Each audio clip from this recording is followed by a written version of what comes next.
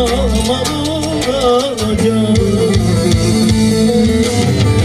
Yalan imiş, yalan imiş, aşkım sevdam yalan imiş. Yar diye cana sardım, meğerse bir yılan imiş.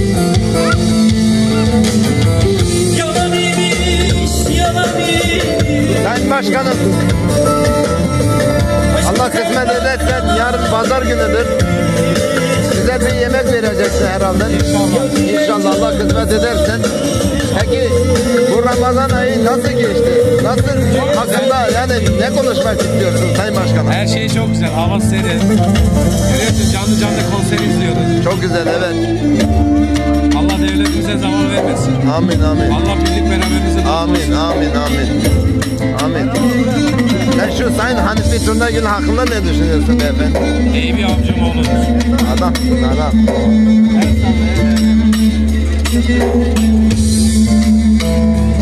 Acaba bu Bayram Bey beni seviyor musun, sevmiyor musun?